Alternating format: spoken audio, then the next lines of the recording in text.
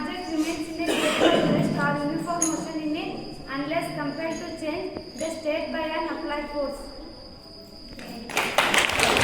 Studying in 9th standard. Today I am saying about Newton's second law. Newton's second law states that the rate of change of momentum of every object is proportional to the applied unbalanced force in the direction of force. My name is Ravana and I am studying in 9th standard. I am telling about Newton's third law. Newton's third law states that to every action there is every equal and opposite reactions. Always the actions and reactions at two different objects. Studying in 9th standard, I am telling about universal of gravitation. They state that the force of the attraction between any two objects is proportional to the product of their masses and universally proportional to the square of the distance between them. Thank you. Yes, class, I am telling about laws of reflection. First law states that angle of incidence always equal to angle of reflection. Angle I is equal to angle R. Second law states that the angle of incidence and angle of reflection and point of incidence are lie in same plane. Good morning to all. My name is Dhanush. I am studying in 9th standard. I am telling about law of conservation mass. Law of conservation mass state that can be neither be created nor be destroyed in a chemical reaction. Thank you. Introduction of medicinal plants. There are so many plants in our environment, but some are very important for our medicines. So in there, some plants are chosen by our students. So they are explained by our students, 8th class students, especially 8th class students chosen the medicinal plants. So ವಿಜ್ಞಾನ ದಿನಾಚರಣೆ ಶುಭಾಶಯಗಳು. ನಾನು ಇದು ತುಂಬೆ ಜ್ವರ ಇದ್ದರೆ 5 ರಿಂದ 6 ತುಂಬೆ ಎಲೆಯನ್ನು ತೆಗೆದು ತೊಳೆದು ರಸ ಮಾಡಿ ಕಾಳು ಮೆಣಸಿನ ಪುಡಿ ಹಾಕಿ ಕಲಸಿ ಕುಡಿಯುವುದರಿಂದ ಜ್ವರ ಕಡಿಮೆಯಾಗುವುದು. ಮತ್ತು ಕೆಮ್ಮು ನೆಗಡಿದ್ದರೆ ತುಂಬೆ ಎಲೆ ರಸವನ್ನು ಜೇನುತುಪ್ಪದೊಂದಿಗೆ ಸೇವಿಸಬೇಕು. ಮತ್ತು ತುಂಬೆ ಎಲೆಯನ್ನು ತೊಳೆದು ನೀರಿನೊಂದಿಗೆ ಕುದಿಸಿ ತೆಗೆದುಕೊಳ್ಳುವುದರಿಂದ ಕಟ್ಟಿದ ಮೂಗು ಮತ್ತು ತಲೆನೋವು ಪರಿಣಾಮವಾಗುವುದು. ಮತ್ತು ತುಂಬೆ ಎಲೆಯನ್ನು ಉಪ್ಪಿನೊಂದಿಗೆ ಅರೆದು ನೋವಿರುವಲ್ಲಿ ಇಟ್ಟುಕೊಳ್ಳುವುದರಿಂದ ಹಲ್ಲು ನೋವು ನಿವಾರಣೆ ಆಗುವುದು. ಇಷ್ಟು ಹೇಳಿ ನಾನು ತುಂಬೆ ಉಪಯೋಗಗಳನ್ನು ಮುಗಿಸುತ್ತೇನೆ. ನನ್ನ ಹೆಸರು ಸುವಾನ. ನಾನು ಕರಿಬೇವಿನ ಉಪಯೋಗಗಳನ್ನು ಹೇಳುತ್ತೇನೆ. ಅಜೀರ್ಣದ ತೊಂದರೆಯಲ್ಲಿ 3 ರಿಂದ 4 ಕರಿಬೇವಿನ ಎಲೆಗಳನ್ನು ಮಜ್ಜಿಗೆ ಜೊತೆ ಕಡೆದು ಖಾಲಿ ಹೊಟ್ಟೆಯಲ್ಲಿ ತೆಗೆದುಕೊಳ್ಳಬೇಕು. ಬಾಯಿಯ ದುರ್ವಾಸನೆಯಲ್ಲಿ 2 ರಿಂದ 3 ಕರಿಬೇವಿನ ಎಲೆಗಳನ್ನು ಸೇವಿಸಬೇಕು. ಕರಿಬೇವಿನ ಎಲೆಗಳನ್ನು ಕೊಬ್ಬರಿ ಎಣ್ಣೆಯಲ್ಲಿ ಕುದಿಸಿ ತಲೆಗೆ ಹಚ್ಚುವುದರಿಂದ ತಲೆ ಕೂದಲು ಬೆಳೆಯುತ್ತದೆ. ಇಷ್ಟು ಧನ್ಯವಾದಗಳು. ಲಿಂಬೆಯ ಬಗ್ಗೆ ಒಂದೆರಡು ಉಪಯೋಗಗಳನ್ನು ಹೇಳುತ್ತೇನೆ. ಇದು ಒಂದು ಲಿಂಬೆ. ಇದನ್ನು ರಕ್ತಸ್ರಾವ ತೊಂದರೆಗಳಲ್ಲಿ ಇದರ ರಸ ಪರಿಣಾಮಕಾರಿ. ಮೂಳೆ ರೋಗಗಳಿಗೆ ಜೇನುತುಪ್ಪ ಹಾಗೂ ಲಿಂಬೆ ರಸವನ್ನು ಹಾಕಿ ಹಚ್ಚಿ ಸೇವಿಸಬೇಕು. ಚರ್ಮ ರೋಗಗಳಿಗೆ ಲಿಂಬೆ ರಸವನ್ನು ಹಚ್ಚಿ ಸ್ನಾನ ಮಾಡಬೇಕು. ಇದರ ಸಿಪ್ಪೆಯನ್ನು ಒಣಗಿಸಿ ಪುಡಿ ಮಾಡಿ ಬೆಳಗ್ಗೆ ಖಾಲಿ ಹೊಟ್ಟೆಯಲ್ಲಿ ಸೇವಿಸುವುದರಿಂದ ಹೊಟ್ಟೆಯ ಹುಳು ಅಂದರೆ ಜಂತು ಸಾಯುತ್ತವೆ.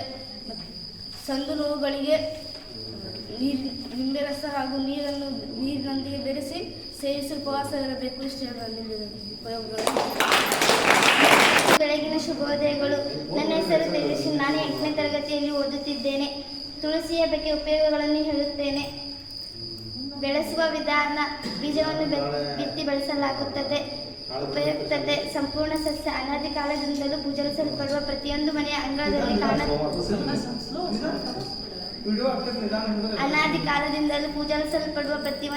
ಅಂಗಳದಲ್ಲಿ ಕಾಣಬಹುದಾದ ಈ ಸಸ್ಯವನ್ನು ವೇದಗಳಲ್ಲಿ ಪ್ರಶಂಸಿಸಲಾಗಿದೆ. ಉಪಯೋಗಗಳು: ಎಲೆಗಳಿಂದ ತೆಗೆದ ರಸವನ್ನು ಮಕ್ಕಳಲ್ಲಿ ಕಂಡುಬರುವ ಹೊಟ್ಟೆ ನೋವು, ಹೊಟ್ಟೆ ಉಬ್ಬರ, ಅಜೀರ್ಣದಲ್ಲಿ ದಿನಕ್ಕೆ 2 ಬಾರಿ 1 ಚಮಚದಂತೆ ಜೇನಿನೊಂದಿಗೆ ಸೇವಿಸಬೇಕು. ಕೆಮ್ಮು ಶೀತವಾದಾಗ ಎಲೆಗಳಿಂದ ತೆಗೆದ ರಸವನ್ನು 1 ಚಮಚದಂತೆ ದಿನಕ್ಕೆ 2 ಬಾರಿ ಜೇನಿನೊಂದಿಗೆ ಸೇವಿಸಬೇಕು. ಉರಿ ಮೂತ್ರದ ತೊಂದರೆ ಇದ್ದಾಗ ಅರ್ಧ ಚಮಚೆ ತುಳಸಿ ಬೀಜವನ್ನು ನೀರಿನಲ್ಲಿ ನೆನೆಸಿಟ್ಟುಕೊಂಡು ಸೇವಿಸಬೇಕು. ಮುಂಜಾನೆ ತುಳಸಿ ಎಲೆಯನ್ನು ಅಗಿದು ತಿನ್ನುವುದರಿಂದ ಬಾಯಿಯ ದುರ್ವಾಸನೆ ಕಡಿಮೆಯಾಗುತ್ತದೆ. ತುಳಸಿ ಎಲೆಯನ್ನು ಕುಡಿಯುವ ನೀರಿನಲ್ಲಿ ಹಾಕಿದರೆ ಕುಡಿಯುವ ನೀರು ಶುದ್ಧವಾಗಿರುತ್ತದೆ. ತುಳಸಿ ಬೇರನ್ನು ನೀರಿನೊಂದಿಗೆ ಅರೆದು ಹುಳುಗಳು ಕಚ್ಚಿದ ಭಾಗಕ್ಕೆ ಹಚ್ಚುವುದರಿಂದ ನೋವು, ಉರಿ ಕಡಿಮೆಯಾಗುತ್ತದೆ.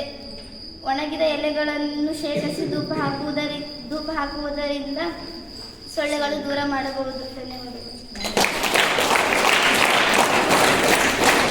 ಎಲ್ಲರಿಗೂ ಶುಭ ಮುಂಜಾನೆ. ನನ್ನ ಹೆಸರು ಅಂತ ನಾನು 8ನೇ ತರಗತಿಯಲ್ಲಿ ಓದುತ್ತಿದ್ದೆ. ನಾನು ದಾಸವಾಳದ ಬಗ್ಗೆ ಉಪಯೋಗಗಳನ್ನು ಹೇಳುತ್ತೇನೆ. ಇದರ ಉಪಯುಕ್ತ ಭಾಗ ಎಂದರೆ ಎಲೆ ಮತ್ತು ಹೂವನ್ನು ಶೋಧಿಸಿ ತಲೆಗೆ ಹಚ್ಚುವುದರಿಂದ ತಲೆ ಕೂದಲು ಸೊಂಪಾಗಿ ಮತ್ತು ಕಪ್ಪಾಗಿ ಬೆಳೆಯುತ್ತವೆ. ಇದರ ದಳಗಳನ್ನು ಸೇವಿಸುವುದರಿಂದ ಆರೋಗ್ಯಕ್ಕೆ ಒಳ್ಳೆಯದು. ದಾಸವಾಳದ ಎಲೆ ಮತ್ತು ಹೂವನ್ನು ತಲೆಹೊಟ್ಟಿಗೆ ಹಚ್ಚುವುದರಿಂದ ತಲೆಹೊಟ್ಟು ಕಡಿಮೆಯಾಗುವುದು. ಇದನ್ನು ನೀರಿನಲ್ಲಿ ನೆನೆ ಹಾಕಿ ಸೇವಿಸುವುದರಿಂದ ಕಡಿಮೆ ಮಾನಸಿಕ ಒತ್ತಡ ಮತ್ತು ಸುಖ ನಿದ್ರೆ ಬರುವುದು. ದಾಸದ ಬಳಿಯ ಉಪಯೋಗಗಳನ್ನು ಹೇಳಲು ಬಯಸುತ್ತೇನೆ. ಹೆಸರೇ ಸೂಚಿಸುವಂತೆ ಅಮೃತ ಸಮಾನವಾದ ಹಾಗೂ ಎಲ್ಲರೂ ಸುಲಭವಾಗಿ ಬೆಳೆಸಬಹುದಾದ ಬಹುವಾರ್ಷಿಕ ಬಳ್ಳಿ. ಇದರ ಕಿರುಬೇಳಿನ ಗಾತ್ರದ ಖಂಡದಿಂದ ಒಂದು ಹೊಸ ಬಳ್ಳಿಯನ್ನು ಬೆಳೆಸಿ ಚಪ್ಪಲಕ್ಕೆ ಹಬ್ಬಿಸಬಹುದು. ಇದರ ಉಪಯುಕ್ತ ಭಾಗಗಳು ಕಾಂಡ ಹಾಗೂ ಎಲೆ. ಉಪಯೋಗಗಳು: ಸಾಮಾನ್ಯ ಜ್ವರದಲ್ಲಿ ಅಮೃತ ಬಳ್ಳಿಯ ಕಷಾಯವನ್ನು ದಿನಕ್ಕೆ 3 ರಿಂದ 4 ಬಾರಿ ಸೇವಿಸುವುದರಿಂದ ಸಾಮಾನ್ಯ ಜ್ವರ ನಿವಾರಣೆಯಾಗುವುದು. ಕೀಲು ನೋವಿನಲ್ಲಿ ಅಮೃತ ಬಳ್ಳಿಯ ಕಷಾಯದೊಂದಿಗೆ ಅರ್ಧ ಚಮಚ ಅರಿಶಿನ ಪುಡಿಯನ್ನು ಬೆರೆಸಿ ದಿನಕ್ಕೆ 3 ಬಾರಿ ಸೇವಿಸುವುದರಿಂದ ಕೀಲು ನೋವು ನಿವಾರಣೆಯಾಗುವುದು. ಮಲಬದ್ಧತೆ ಇರುವವರು ಅಮೃತ ಬಳ್ಳಿಯ ಕಷಾಯದೊಂದಿಗೆ ಬೆಲ್ಲವನ್ನು ಬೆರೆಸಿ ರಾತ್ರಿ ಮಲಗುವಾಗ ಸೇವಿಸುವುದರಿಂದ ಮಲಬದ್ಧತೆ ನಿವಾರಣೆಯಾಗುವುದು. ಕಾಮಾಲೆ ರೋಗಿಗೆ ಅಮೃತ ಬಳ್ಳಿಯ ರಸವನ್ನು ಬೆಳಗ್ಗೆ ಖಾಲಿ ಹೊಟ್ಟೆಯಲ್ಲಿ ನಿತ್ಯ ನೀಡುವುದರಿಂದ ಕಾಮಾಲೆ ರೋಗಿಯು ಬೇಗ ಗುಣಮುಖರಾಗುತ್ತಾರೆ. ಇದರ ಒಂದು ಎಲೆಯನ್ನು ನಿತ್ಯ ಸೇವಿಸುವುದರಿಂದ ರೋಗ ನಿರೋಧಕ ಶಕ್ತಿಗಳು ಹೆಚ್ಚಾಗುತ್ತವೆ. ಧನ್ಯವಾದಗಳು. ರಾಷ್ಟ್ರೀಯ ವಿಜ್ಞಾನ ದಿನದ ಶುಭಾಶಯಗಳು. ನನ್ನ ಹೆಸರು ತೇಜಸ್ವಿನಿ. ಪಾಲಕ್ ಸೊಪ್ಪಿನ ಬಗ್ಗೆ ಉಪಯೋಗಗಳನ್ನು ಹೇಳುತ್ತೇನೆ. ಇದು ಪಾಲಕ್ ಸೊಪ್ಪು ಒಂದು ತರಕಾರಿಯಾಗಿ ಅಡುಗೆಯಲ್ಲಿ ಬೆರೆಸುತ್ತಾರೆ. ಪಾಲಕ್ ಸೊಪ್ಪನ್ನು ವಾರಕ್ಕೆ 3 ಬಾರಿ ಸೇವಿಸಿದರೆ ಸೋರಿಯಾಸಿಸ್, ತುರಿಕೆ ಮತ್ತು ಒಣ ಚರ್ಮವನ್ನು ತಡೆಯುವುದಕ್ಕೆ ಒಳ್ಳೆಯದು. ಪಾಲಕ್ ಸೊಪ್ಪಿನಲ್ಲಿ ವಿಟಮಿನ್ ಬಿ, ಸಿ, ಪೊಟ್ಯಾಷಿಯಂ, ಕಬ್ಬಿಣ ಅಂಶ, ಆಮ್ಲಗಳಿವೆ. ಆದ್ದರಿಂದ ಇದು ಕೂದಲು ಮತ್ತು ಚರ್ಮದ ಆರೋಗ್ಯಕ್ಕೆ ಉತ್ತಮವಾದದ್ದು. ಪಾಲಕ್ ಸೊಪ್ಪು ಹೆಚ್ಚು ಪ್ರಮಾಣದಲ್ಲಿರುವ ಕಬ್ಬಿಣ ಅಂಶ ಹೆಚ್ಚಿಸುತ್ತದೆ. ಇಷ್ಟು ಹೇಳಿ ನನ್ನ ಪಾಲಕ್ ಸೊಪ್ಪಿನ ಬಗ್ಗೆ ಮುಗಿಸುತ್ತೇನೆ. ಧನ್ಯವಾದಗಳು. ರಾಷ್ಟ್ರೀಯ ವಿಜ್ಞಾನ ದಿನದ ಶುಭಾಶಯಗಳು. ನಾನು ಗಿಡಮೂಲಿಕೆಗಳಾದ ದಾಳಿಂಬೆ ಬಗ್ಗೆ ಉಪಯೋಗಗಳನ್ನು ತಿಳಿಸಿಕೊಳ್ಳುತ್ತೇನೆ. ದಾಳಿಂಬೆ ಗಿಡದ ಮೊಗ್ಗನ್ನು ಮೇಕೆ ಹಾಲಿನಂತೆ ಕುಡಿದರೆ ಬೇದಿ ನಿಲ್ಲುತ್ತದೆ ಮತ್ತು ಹಣ್ಣಿನ ಸಿಪ್ಪೆಯನ್ನು ಚಟ್ನಿ ಮಾಡಿ ಮಜ್ಜಿಗೆಯೊಂದಿಗೆ ಸೇವಿಸಿದರೆ ರಕ್ತ ನಿಲ್ಲುತ್ತದೆ ಮತ್ತು ಎಲೆಯನ್ನು 4 ರಿಂದ 5 ಹನಿ ರಸ ಮಾಡಿ ಮೂಗಿನೊಳಗೆ ಬಿಟ್ಟರೆ ರಕ್ತ ಬರುವುದು ನಿಲ್ಲುತ್ತದೆ ಮತ್ತು ಕಾಂಡವನ್ನು ಚಟ್ನಿ ಮಾಡಿ ಕಷಾಯದೊಂದಿಗೆ ಕುಡಿದರೆ ರೋಗಗಳು ನಿವಾರಣೆ ಆಗುತ್ತವೆ ಮತ್ತು ಇಡೀ ಭಾಗವನ್ನು ಹೃದಯ ಸಂಬಂಧಿಸಿದ ರೋಗಗಳಿಗೆ ಬಳಸಲಾಗುತ್ತದೆ.